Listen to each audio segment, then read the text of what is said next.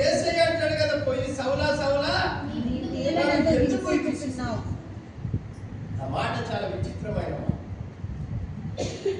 అసలు ఆఖరికి ఏమంటాడు, నువ్వెవడవు, అసలు నువ్వెవరివి, హింసిస్తున్నా నజరేయుడైన యేసును అన్నప్పుడు ఆ యొక్క వెలుగును చూసి ఆయన అంటాడు కదా, చదవమ్మా, నాతో ఉన్నవారు ఆ వెలుగును చూచిరి గాని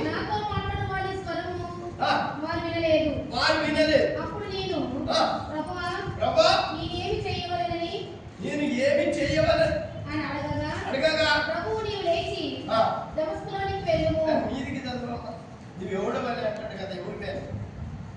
నేను ప్రయాణం చేస్తూ